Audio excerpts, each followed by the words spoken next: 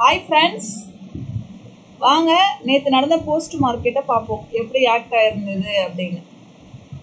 நேற்று பார்த்தீங்கன்னா gap down ஆச்சு. கேப் டவுன் ஆனதுனால நம்ம இதெல்லாம் கிளியர் பண்ணி விட்டுருவோம்.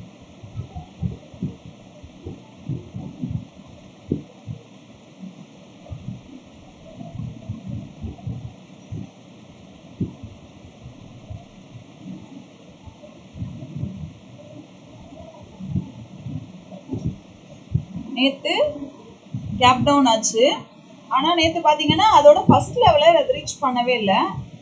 அதுக்கே பார்த்தீங்கன்னா ஒரு 20-25 பாயிண்ட் இருக்குது ஃபர்ஸ்ட் லெவலுக்கு. ஆனால் அது ரீச்சே பண்ணல. நேற்று ஓப்பன் வந்து பார்த்தீங்கன்னா 24,213 கிட்ட ஓப்பன் ஆச்சு. இந்த இடம் பார்த்துக்கோங்க.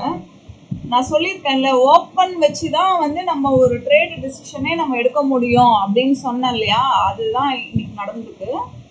பாருங்க, கீழே வந்து டார்கெட் போகும் அப்படின்னு நம்ம ஒரு முடிவில் இருப்போம். ஆனால் அது அங்கே போக முடியாமல் ஓப்பனை தக்க வச்சிருச்சு. ஓப்பனுக்கு கீழே போனால் மட்டுமே அது வந்து அதோட டார்கெட் ரீச் பண்ண முடியும். ஓப்பனை தக்க வச்சிருச்சுன்ற பட்சத்தில் மேலே உள்ள இந்த லைன்ஸுங்களை தேடி தான் அது வந்து போகும். பாருங்க, மேலே போயிட்டு அந்த லைன் உள்ள 24,250 உள்ள அது வந்து போயிட்டு அங்கேயே சஸ்டெயின் ஆகிட்டு கீழே வந்து கூட ஓப்பனை வந்து அது விட்டு கொடுக்கல. அதனால அது ஓப்பனை தக்க வச்சதுனால பாருங்க, அந்த லோ லைன் உள்ளேயும் போய் மேலே மிட் பாயிண்ட் வரையும் அது கரெக்டாக டார்கெட் வந்து ரீச் பண்ணிடுச்சு. இதான் ஃப்ரெண்ட்ஸ் இன்னைக்கு மார்க்கெட் நடந்தது. நாளைக்கு நான் வந்து நிஃப்டி மட்டும் கொடுக்காம ஃபின் நிஃப்டி, பேங்க் நிஃப்டி இது 3 லெவல்ஸுமே கொடுக்கலான்னு இருக்கேன். நாளைக்கு நான் போஸ்ட் பண்ணுறேன் ஃப்ரெண்ட்ஸ். பாய்.